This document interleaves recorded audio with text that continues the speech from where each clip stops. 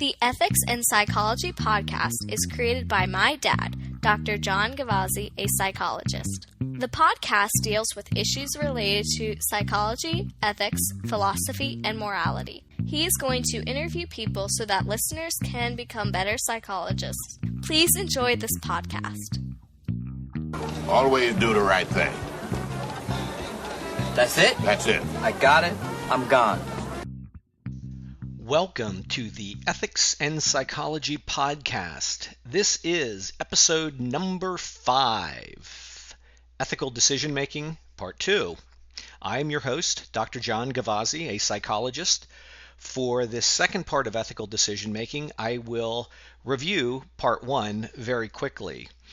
However, I would strongly encourage anyone who's just jumping on to Part 2 to actually go back and listen to Part 1. And here is a quick correction from the first part. I will be using Vimeo, I think that's how it's pronounced, as opposed to YouTube. For whatever reason, YouTube would not publish my prior video on ethical decision making. So both parts 1 and 2 will be not only podcasted, but they will reside on Vimeo, not YouTube. As with any good learning experience, here is your advanced organizers for today's podcast. At the end of the podcast or video, the participant will be able to, number 1, I'm trying to get my slide to work properly. Number 1, describe one decision-making model. Number 2, identify one cognitive bias and one emotional factor that can adversely affect ethical decision-making. And number 3, outline 3 strategies to aid with ethical decision-making. Again, if you did not listen to Part 1, you may want to stop here and go back. If you decide to continue, some of the points may not be fully explained. So the hope is that you have listened to or watched Part 1 or at least reviewed the slides. In any event, here is a review summary of Part 1. We reviewed that ethical decision-making can be a complex process, and not all ethical decisions are heart-pounding, anxiety-producing experiences. We looked at one overly simplistic model in which there is a learned psychologist and a patient in the room. The learned psychologist learned the rules, applies the rules, and positive outcomes will follow. Another model is known as the relational model, and the relational model involves a bit more complexity. Once again, we have a psychologist in the room who is learned and knows the rules, applies the rules, and hopes for positive outcomes. Along with the rules, certain patient variables are considered, as well as understanding the dynamics of the therapeutic relationship. I also spent time delineating ethical decision-making from clinical decisions, risk management decisions, and legal questions. While there is some overlap, the focus of this discussion will be on ethical decision-making. So once again, if you have a legal question, you might want to consult a lawyer, not an ethicist. I also reviewed the overarching concept of the Acculturation Model, both in terms of how individuals acculturate to the profession of psychology, as well as how to consider ethical decision-making in terms of competing personal and professional issues. And I showed the nice 2x2 matrix as a heuristic model, and this is from the Handelsman, Gottlieb, and Knapp article, and the references on Part 1.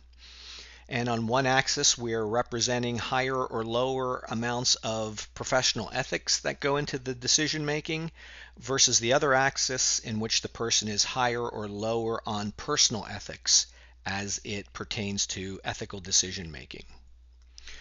We also reviewed the 5 foundational principles on which the American Psychological Association's code is founded, including autonomy, beneficence, non-maleficence, fidelity, and justice. We touched upon the idea that the APA code does not have, I'll repeat that, does not have an ethical decision-making strategy.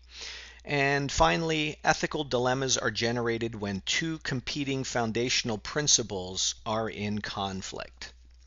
So that's your summary from part one. One of the things I wanted to do is take a moment to address the fiduciary nature of the psychologist-patient relationship. When providing psychotherapy services, a professional psychologist needs to understand how a psychotherapy treatment relationship differs from any other type of relationship. Individuals enter therapy in a vulnerable position.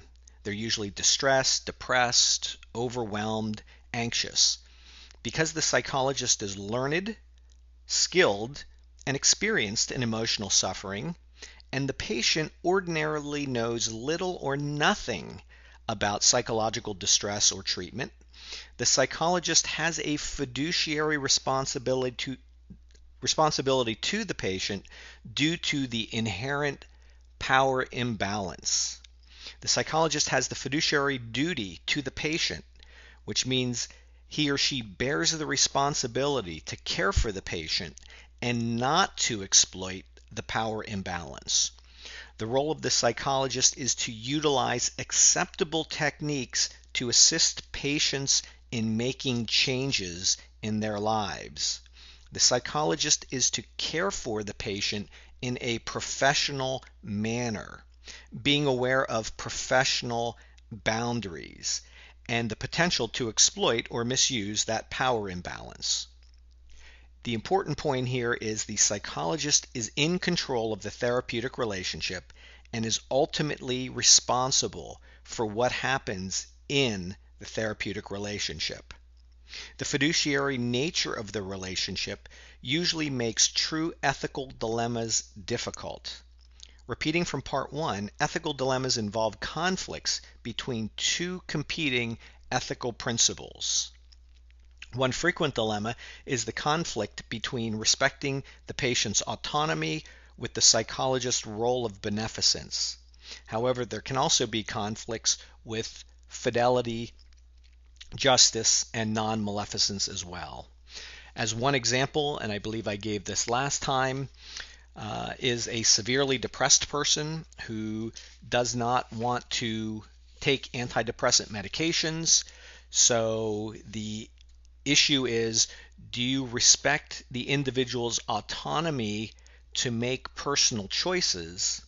Simultaneously, depending on the level of the patient's depression, they may not be in a state to make decisions, in an emotional state, to make decisions in his or her own best interest.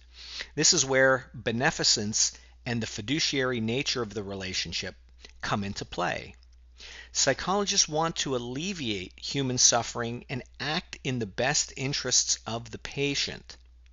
The psychologist may want to emphasize or recommend certain types of interventions, such as medication management or a higher level of care, like a partial hospital program, even though the patient indicates that she or he does not want to take psychotropic medications or participate in a higher level of care. This contrast or conflict between autonomy and beneficence is where the ethical dilemma in this case is found. As part of engaging in an ethical analysis, psychologists will need to identify those competing ethical principles. Additionally, the psychologist will need to determine ultimately which principle has precedence and why. Using the current example of the severely depressed person, the use of medication and psychotherapy typically yields better results than any intervention alone. So that could be the justification for continuing ongoing treatment with the severely depressed person, or again, depending on your tolerance for ambiguity and other people's emotional pain, you may want to consider a higher level of care, such as a partial program or an inpatient program, until symptoms stabilize a little bit better. But that's the important point. For each person, each psychologist, there may be a slightly different answer, which is still a correct answer, for for the ethical dilemma. How do I deal with the ethical dilemma? And while this may seem all very cognitive and neat, the ethical dilemmas that create problems also involve the psychologist's emotional responses. Many times, emotional responses are outside of the psychologist's awareness, or these responses are not factored into the decision-making process. For example, research shows that when a person becomes anxious about a decision, the person creates an answer mainly to reduce anxiety rather than looking for the optimal solution. More on this later. We also need to consider potential cognitive biases in the decision-making process.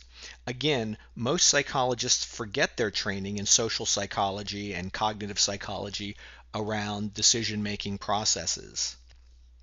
A few examples will be given later of some very specific cognitive biases found in the literature. One important point to note, again, there's a lot of important points to note. One important point is that in many situations, although the slide says certain situations, in many situations we need to construct or create a solution to the ethical dilemma instead of looking up the answer in a sacred text of psychology.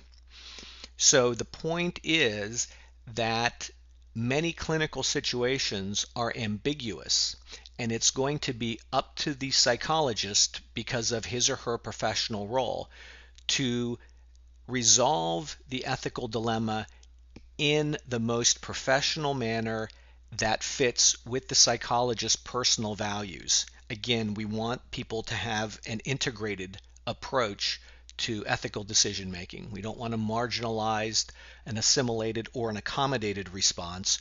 We would like an integrated response.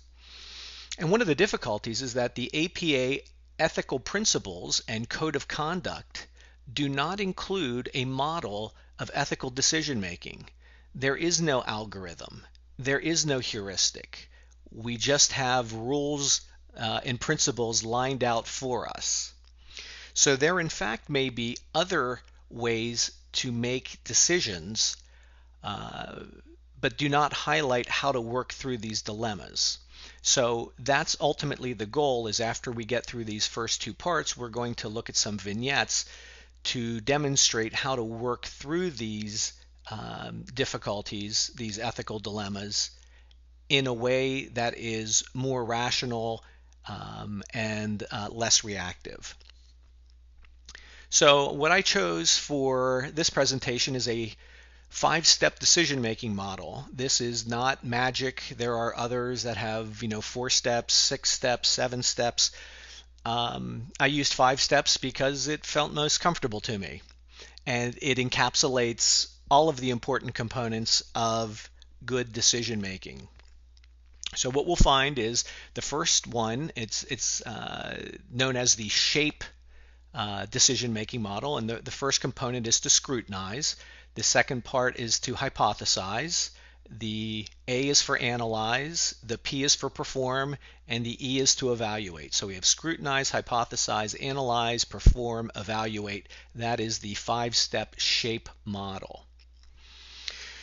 So within this 5-step method, the first goal, or the first part, number 1, the goal is to define the problem by identifying what exactly the conflicting ethical principles, what they are. So is it a conflict between fidelity and justice? Is it a conflict between autonomy versus beneficence, or autonomy versus community beneficence? So we have to look and try to determine what ethical principles are in conflict. And also, as part of step number 1, you might want to look at and say, what are some of the clinical issues that are going on here? What are some of the legal issues that are going on here? What are some of the risk management issues that are going on? So you can also use this as a means to answer some of the other types of questions or dilemmas in clinical practice. So regardless, step 1 is to define the problem by identifying the conflicting ethical principles. Step 2 is to generate a wide range of possible solutions, like brainstorming. So you want to get as many possible solutions to the dilemma that you can come up with, or if you're doing it in group supervision or consultation with you and the other people you're working with. You then want to identify some of the pros and the cons of each of those possible solutions. And then step 3 is that you want to merge or knit the possible solutions together in a way that maximizes the benefits and limits the disadvantages. The other concept about knitting together possible solutions is how to best integrate your professional responsibilities with your own personal values.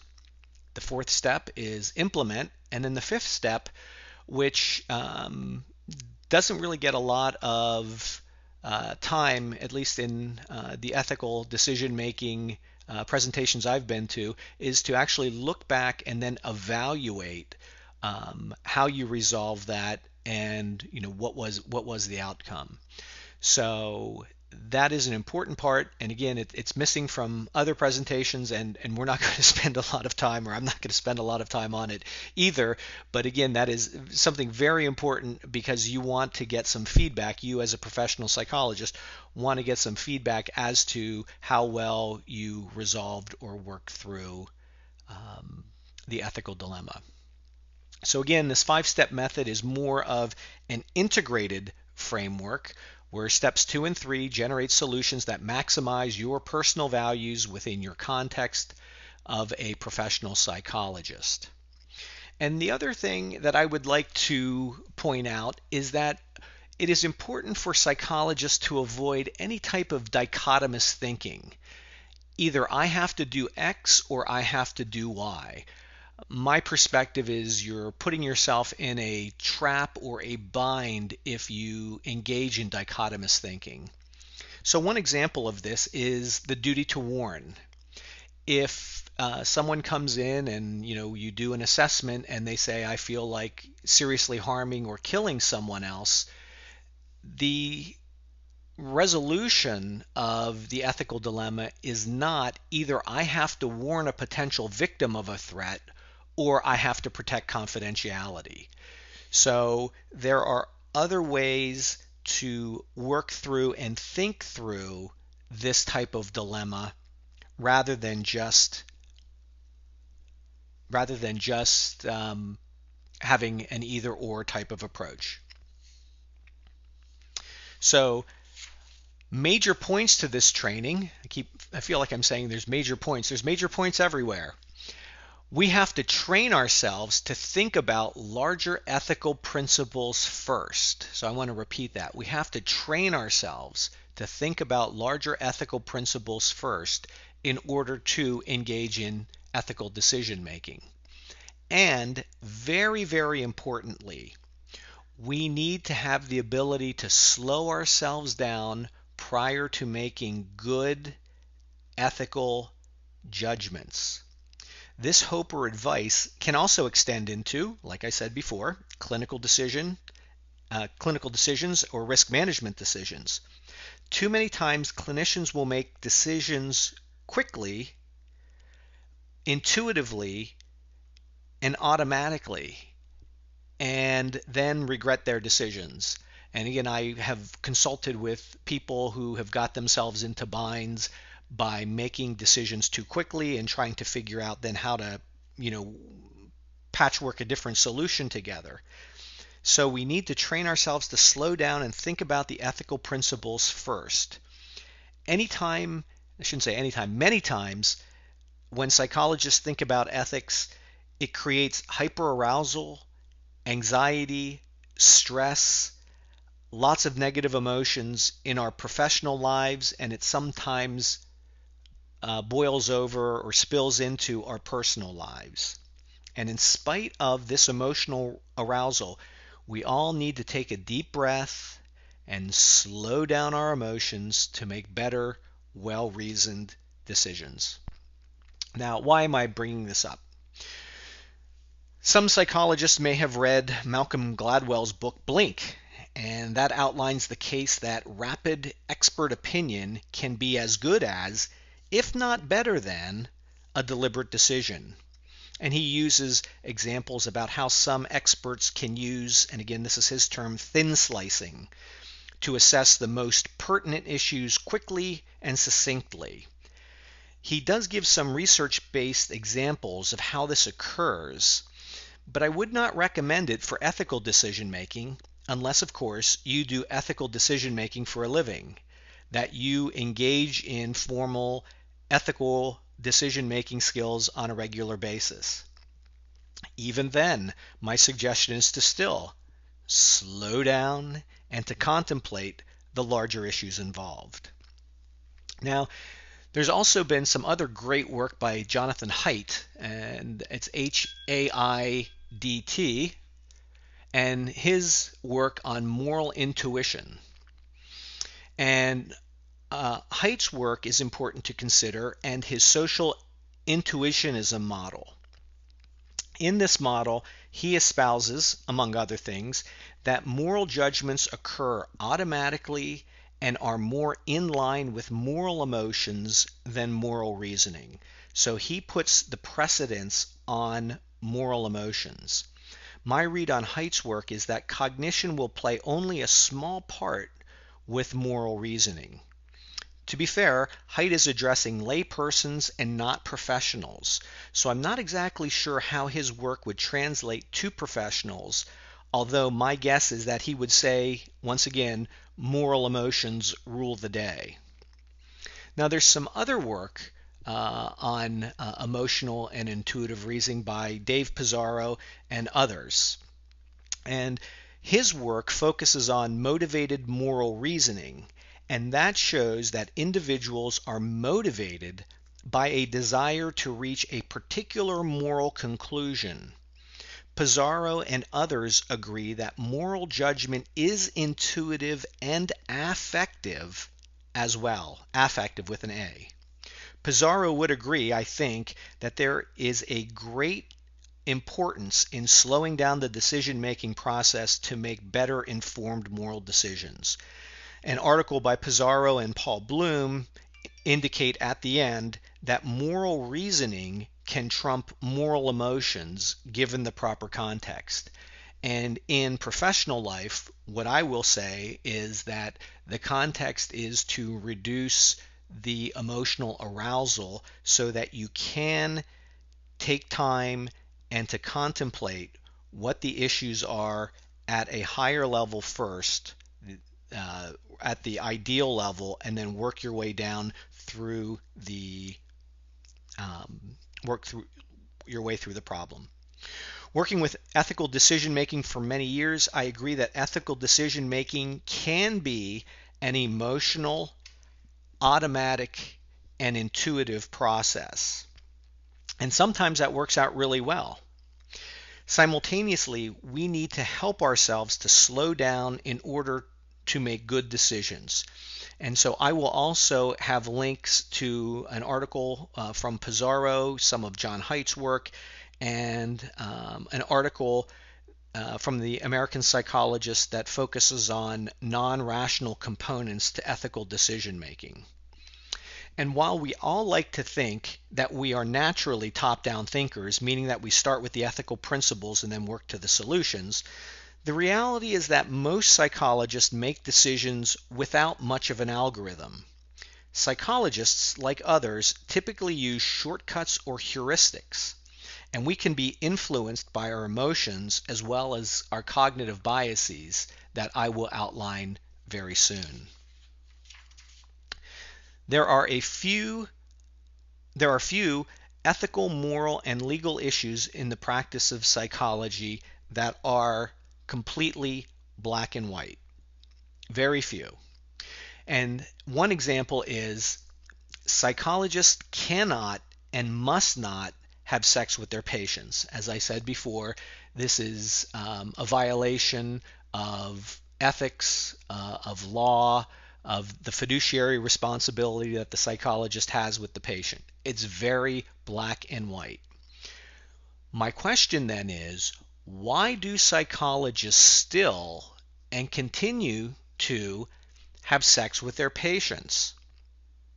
And when I do these types of presentations, and I give that as an example, some people really get offended by that because there's only a small number of psychologists who do this, or at least a small number that we know who go in front of licensing boards and the APA ethics committee. The question is, though, why does this continue to happen? The answer, in part, is that psychotherapy is a place where psychologists and patients experience emotions, both positive and negative, and these emotions are not always romantic or sexual in nature. Typically, psychologists do label these emotional responses in psychotherapy as countertransference, and even non-psychodynamic psychologists will use the concept of countertransference. But what this is leading us to is that there are emotional components in psychotherapy, and we can have, or we can experience, either negative emotions related to patients as well as ethics as well as decision making, and we can experience positive emotions related to our patients, ethics, and decision making.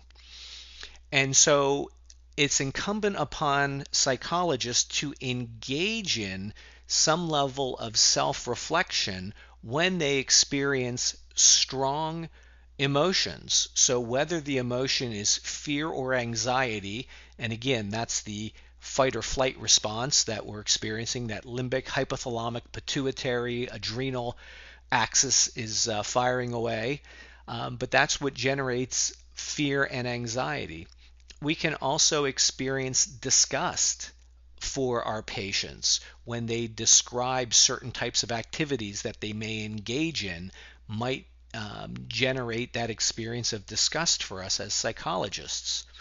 And also disrespect. We can feel a certain level of disrespect toward our patients, as well as we can feel a certain level of disrespect that our patients are giving to us, like when they show up late or they don't pay their bills in a timely fashion. But there are other types of emotional components that occur in psychotherapy, which includes passion for their work, a desire to do the best that they can. A sense of calmness and centeredness can come when helping people relax and be more mindful. Psychologists also can experience empathy and respect and sympathy, and they can also experience the mood of elevation that they're really doing good for someone else, very much like passion. So psychologists need to be aware of the emotional components that are going on with themselves, both as part of the psychotherapy relationship, as well as what mood or what emotional tone they bring to the ethical decision-making process. So again, I think that it's very, very important for psychologists to engage in self-reflection as part of the ethical decision-making process. So along with these emotional components, there are also cognitive biases. And again, there are more than I have listed, but these are some of my favorites because they're easy to explain, they're easy to understand, and you've probably heard of most of these before. So the first cognitive bias that may occur in ethical decision making is the fundamental attribution error. This cognitive style places an undue emphasis on the patient's behavior in the therapeutic relationship.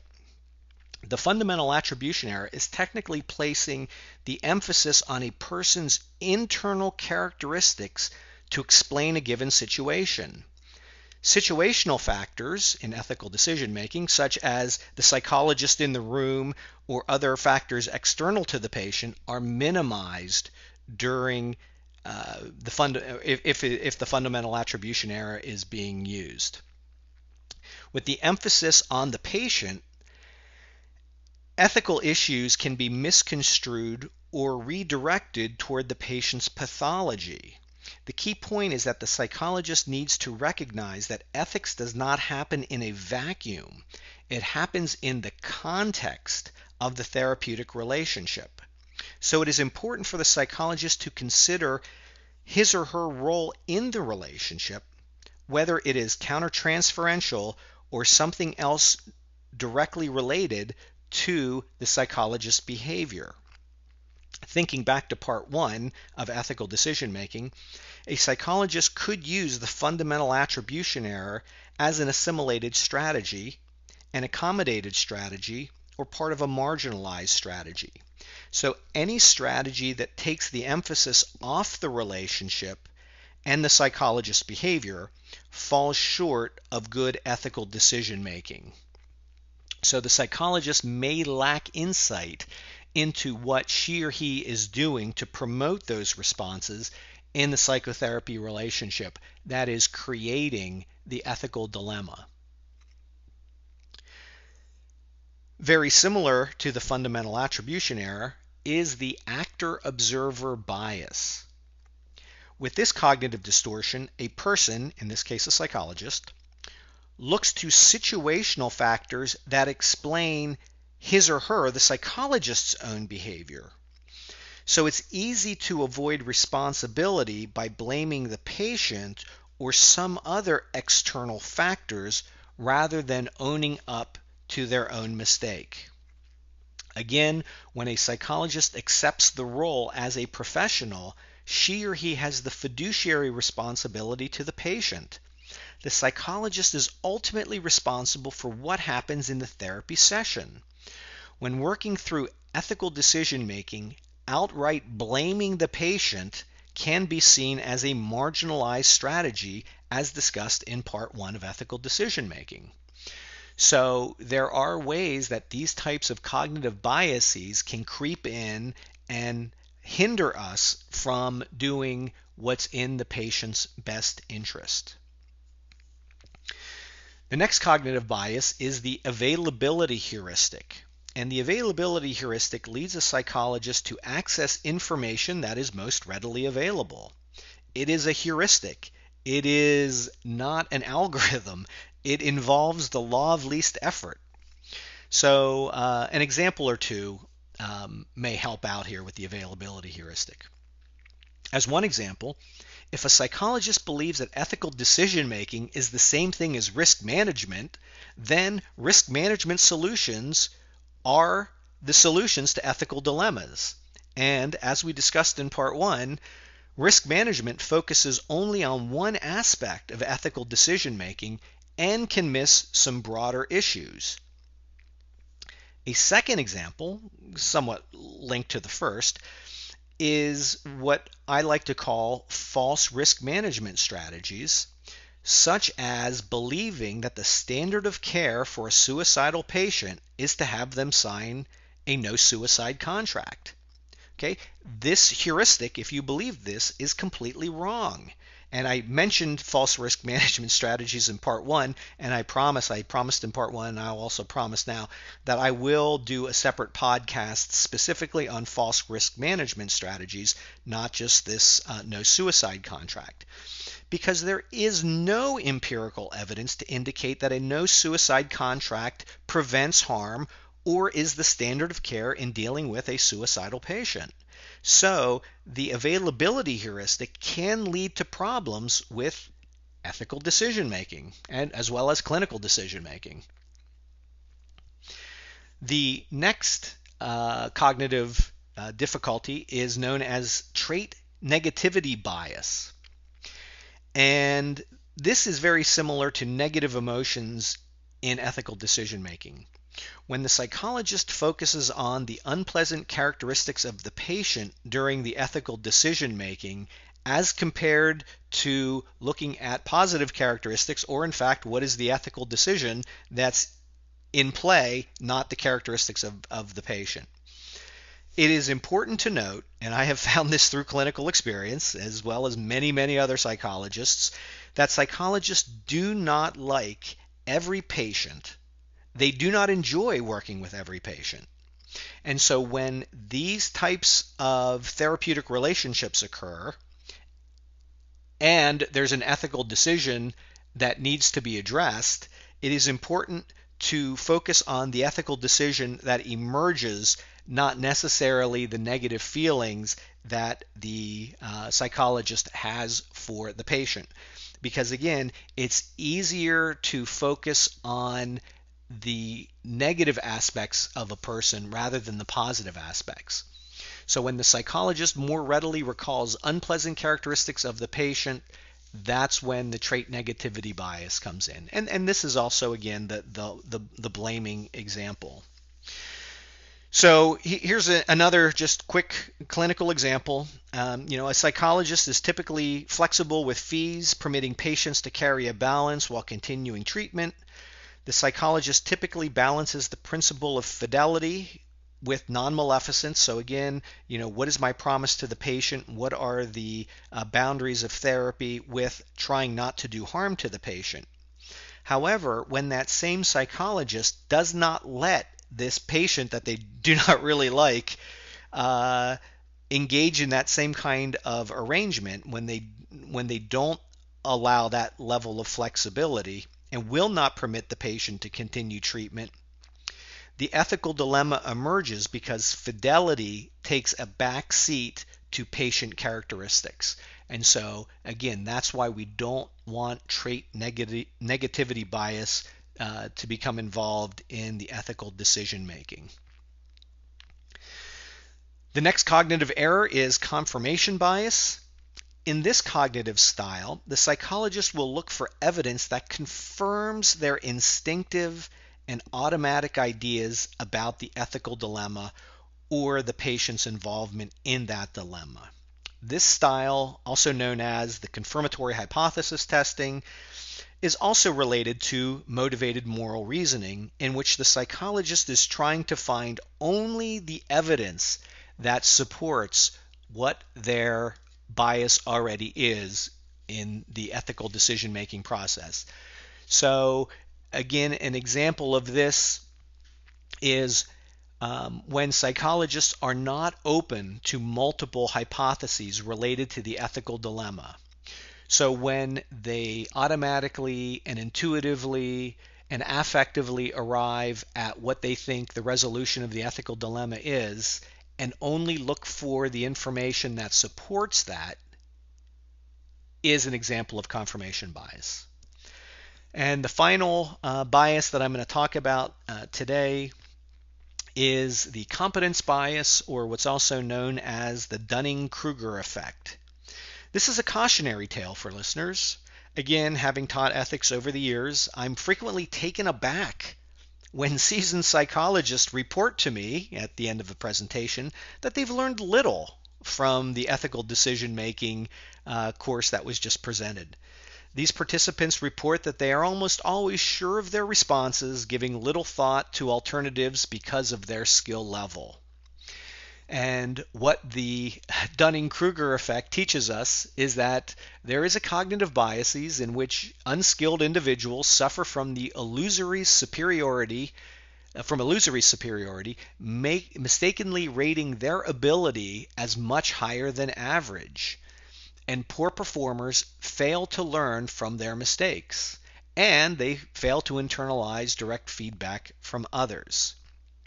So when contemplating ethical vignettes, my hope is that psychologists of all levels of experience can learn something about ethical decision making, even from the point of questioning their own beliefs or biases.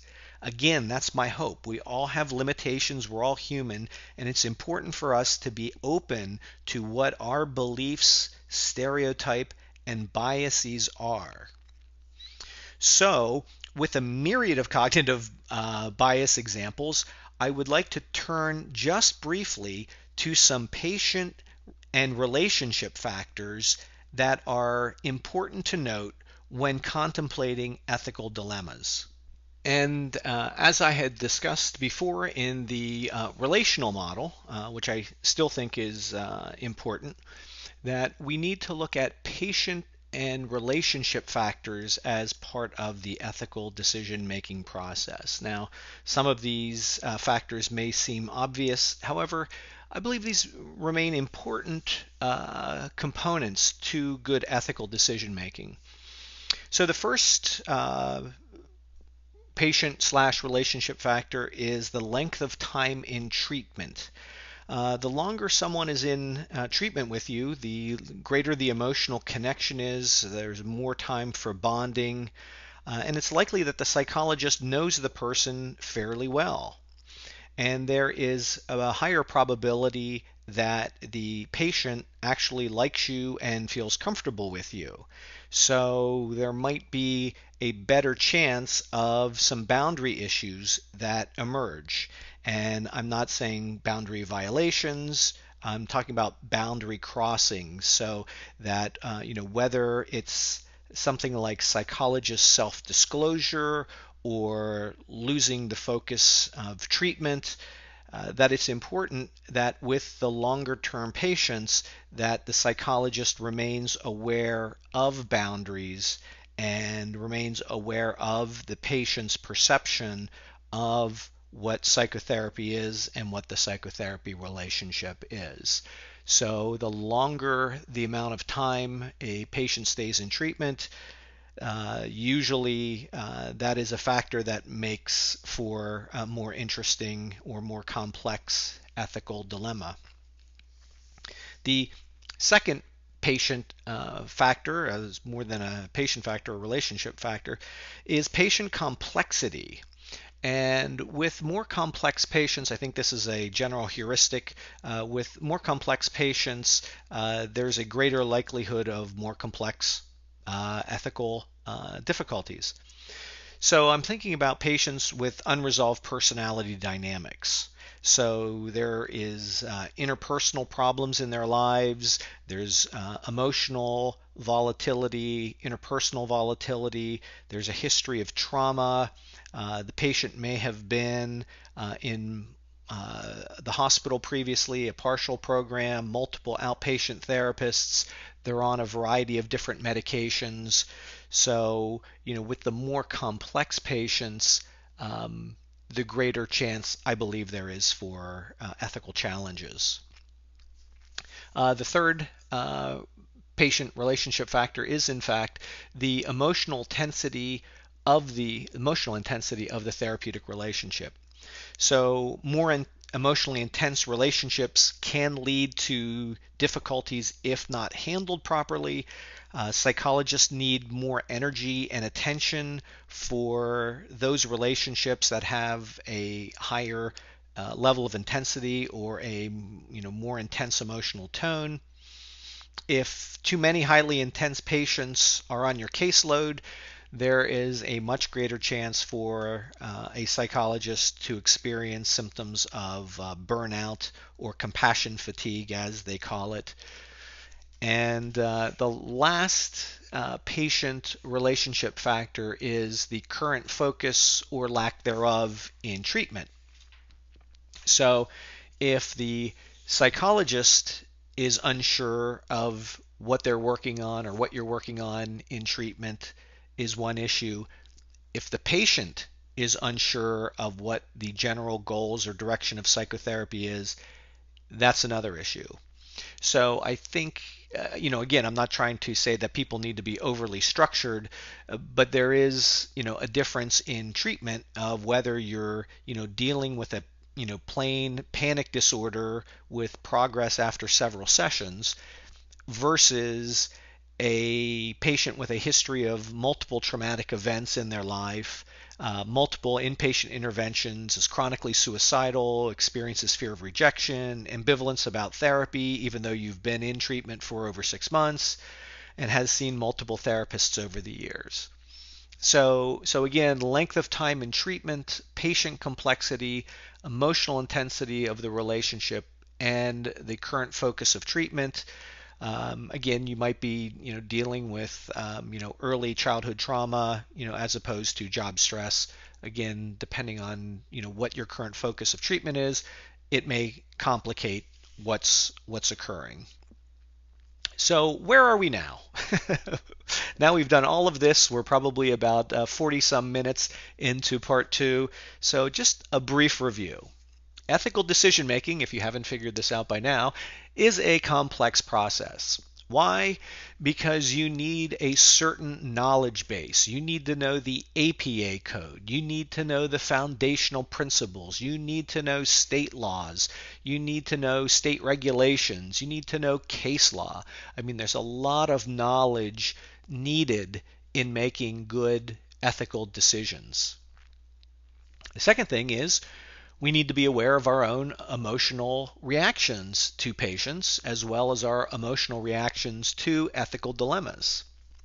We also need to be aware of our own cognitive biases and situational factors that may complicate ethical decision making. And as I just went over, there are also patient relationship factors that could, again, complicate ethical decision making. One of the very difficult components of ethical decision making that I explained earlier is to go back and evaluate what you did in terms of your intervention or how you tried to resolve the ethical dilemma. The reason is because beforehand the outcomes really are uncertain, and there is a great deal of ambiguity, again, based on all of these factors that we've been listening to or watching for the past hour and 45 minutes. There's just a lot that goes on, and many times there is no simple solution. There is no right answer, that the psychologist is making the best decision possible given the laws, regulations, their own emotional tolerances, cognitive biases, and patient factors. So there's just a lot that goes on. So rather than leaving you feeling alone and distressed, oh, by the way, before I do that, here's the interactional model. And again, this is a nice little slide that really shows just kind of how much is going on in the therapeutic alliance with the psychologist, with their own personal ethics, emotions, decision-making skills, cognitive biases, and the external rules in context of the patient variables, which are boundaries, their complexity, length of time in treatment, and current focus in treatment. So why is any of this important? Why study ethics and ethical decision making as part of clinical practice? And again, not to leave you on a down note, I want to try to make it more of an upbeat note, is that it is in fact the role of a psychologist to know all of these things. And as difficult as it is sometimes, that's the choice that we all have made. So we do have a fiduciary responsibility to our patients. We are the ones who are in control of their treatment. We are responsible for providing the highest quality of care possible, and I believe that most psychologists came into the profession with a high level of compassion and a great amount of care for other people. So by doing ethical decision making, we're reinforcing doing the best possible for your patient, and the hope is that all of this turns out to have better treatment outcomes. And so that's ultimately what the goal is. So what are some of the things I can do as a psychologist, or you can do as you're listening? The first one is self-reflection. So it's important for individuals to self-reflect on their therapy sessions. And if an ethical issue emerges in a session, what triggered it? What was the psychologist, emotional response to the ethical dilemma? Could you pick up any emotional response from your patient? So as I was saying earlier about the more difficult or more complex patients, it's important to self-reflect more on the difficult patients, and at the end of sessions to do a gut check and to really do a review of what's been going on in treatment so that you're aware of, as best as possible, what's going on. So to give you one example, a patient, we'll just say it's a new patient, they've seen you 6 or 7 times, but over the last couple of weeks, the patient is calling or emailing between sessions. And so one way to deal with this is to reflect on what has been happening in treatment. What does this behavior say about the patient? What does it say about the relationship?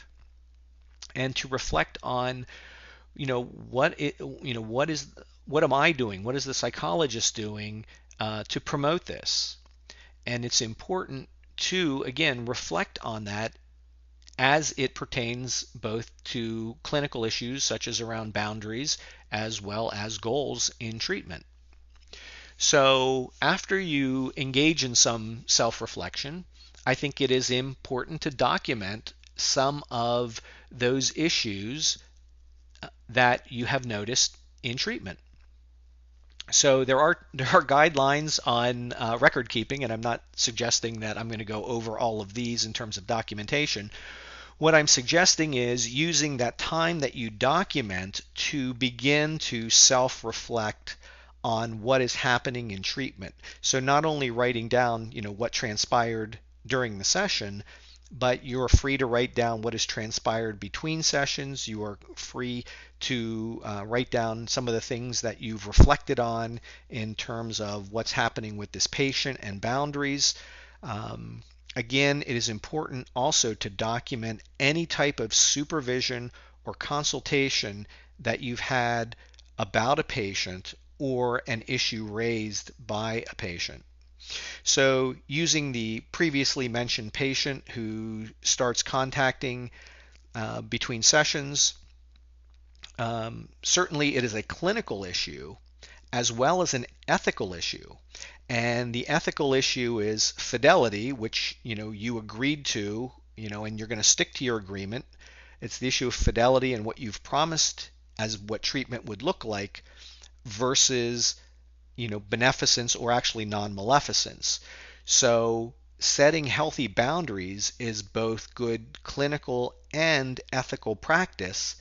At the same time, you don't want your boundaries to be so rigid that you are potentially driving away patients or harming patients. So again, it's that balance between fidelity and what you promised versus non-maleficence, not doing any harm to the patient. So self-reflection and documentation can be very helpful to you as a psychologist to promote good ethical practice. And again, these types of interventions will hopefully produce better outcomes. The next issue is transparency. When an ethical dilemma again emerges, one strategy is to ask the patient. Now again, not to do that automatically or without thinking about it. So the suggestion here is if you're going to be transparent with your patient about a dilemma, the first step is to contemplate what the intervention is before and possibly to get a consult about what you're going to do. So using the boundary pushing patient who is contacting you between sessions, you may want to ask that patient about the dilemma. An example would be something like this, and I'm not saying this is gospel, but this is how I would handle it. Whatever, hey Jim, we agreed at the beginning of treatment to meet once a week. We've had 8 sessions now. I've noticed in the past couple of weeks that you're contacting me between sessions on a regular basis. I'm not sure what's happening. Are you asking for more contact than once a week, or is something else going on? So again, the issue is, fidelity is keeping true to the treatment relationship versus trying not to harm the patient, and you're trying to work through a boundary issue. And it may be that the patient, in fact, truly is struggling more, but not letting you know in session. Or, another hypothesis is that the patient is becoming more comfortable with you as a person and as a therapist, and they're thinking of you more as a friendship than as a professional relationship. So again, that's just an example. There are probably, other takes on it, other dynamics, other interpersonal issues that are going on. But again, one way to deal with ethical issues is to, in fact, be more transparent with your patients and explain to them. You don't have to go into the exact, dilemma. This is, I listened to this podcast and the psychologist said I should say this is a conflict between beneficence and fidelity, and this is what I'm trying to work through. Be human about it, and to be professional about it, and to really try to work in your patient's best interest. So another thing that you can do is engage in continuing education. Again, you can do it for not just with, ethics education or ethical decision making. Continuing education is how do I best work with, geriatric patients, or how do I work best with medically complicated patients if you're seeing more medically complicated patients. So again, this is more of an issue of competence, is, what is my skill set, and I'm going to bolster my skill set to match what's going on in my therapy practice. And the last type of independent issue that you can do, what can you do by yourself, is self-care. Now again, I will probably in the future do a podcast specifically on self-care. The idea is that the psychologist in psychotherapy is using themselves as a tool as part of the process. So you as psychologists need to be, mentally aware, physically fit, making sure you have the endurance and the energy to engage in an appropriate psychotherapy relationship. So whether you're having too much stress on the job or there's too many stresses at home, that's the idea, is that you need to engage in appropriate self-care to be the best psychologist that you can do. Now you also can get help from other people. So not only what can you do by yourself, but what can you ask of other people? And in many workshops that I do, and in many workshops that other people do, the first three words that come out of when you have an ethical dilemma, what should you do? And the three words are consult, consult, and consult. So consultation is always a good thing. Consultation, again, documenting your consultation. You're getting an outside viewpoint as to what's going on. You might be doing some skill building. It's good to have another set of eyes or ears as to what's happening. But in terms of consultation, the psychologist seeking the consult needs to be open and honest about what they really believe is going on in treatment. And they need to be able to find someone that they feel trusted with to do that type of consultation. So again, I'm not saying that every consultation has murky, dark secrets, but you do need to be as open and honest with yourself and your consultant as possible. Something else you can do is, if you want to work with more like medically complex patients, or if you want to work with more interpersonally challenged patients, you can actually get involved in something more formal in terms of a regular supervision agreement, where the other psychologist would be supervising your work and checking in regularly about this type of patient that you're dealing with. Again, as part of informed consent, if you are starting to take on or work with many more medically complex patients, that you give them informed consent that you will be receiving some level of supervision about this, because you really want to hone your skills to be the best that you can be. But supervision is, what I recognize it as, is a more formal type of consultation, and you're really looking to gather some type of expertise, as opposed to consultation, which is you're having one issue with one patient and you just want to clarify something. Something else you can do as part of self-care as well as self-reflection is engage in psychotherapy. And we are providers of psychotherapy, and at one point I had a therapist too. So there was a movement on Tumblr, which is a social networking site, that was having people spread the word that I have a therapist too, that psychotherapy doesn't make you bad or wrong. But again, if you are having, more, sexualized feelings in psychotherapy with your patients, then getting some psychotherapy and some supervision would be good recommendations. And also you can do continuing education with others as well. So you can have a group of people, or a couple other people, or a buddy who you're learning with about certain types of issues, whether they're ethical issues or if they're geriatrics. You can kind of do it with somebody else and make the learning process hopefully more fun. So now where are we? Okay, so at this point now, having gone as long as we have a good general basis to contemplate and discuss ethical issues in psychological practice. And fortunately for you as listener, we have access to many vignettes, and we're going to be looking at those as training tools. So what we're going to be doing from here on, or what I'm going to be doing from here on, is with ethical decision making, I'm going to be looking at specifically vignette analysis. So we have the luxury of having around 30 vignettes at this point to look at, to analyze, and to build your skill to look from a top-down perspective.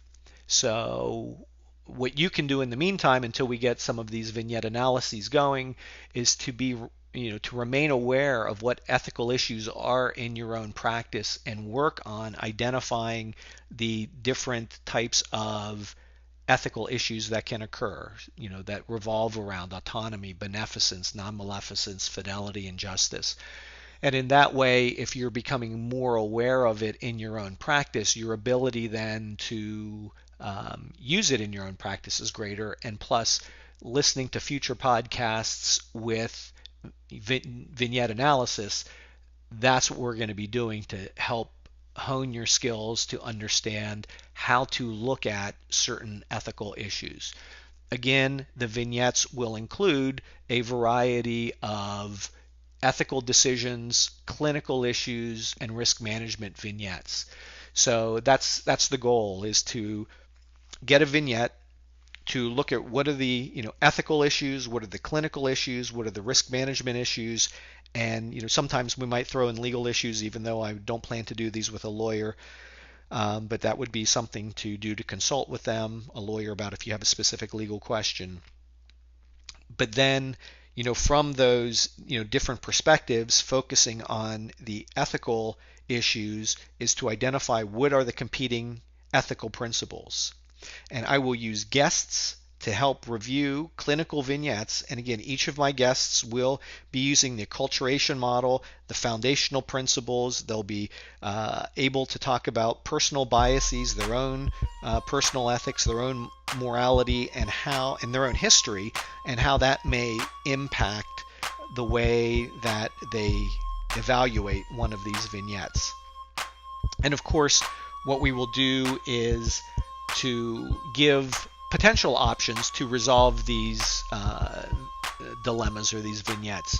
So again, we're not going to promise that we're going to give you the right answer. We're going to give you the answers that we feel most comfortable with by blending what our own personal values are with what we perceive to be our professional obligations, and knit them together into an integrated framework so that we are working as best as we can as professional psychologists. So my hope is, as I'm wrapping up and closing, my hope is, I'm going through my pages to go. So we did describe one decision-making strategy, and that would be the SHAPE model.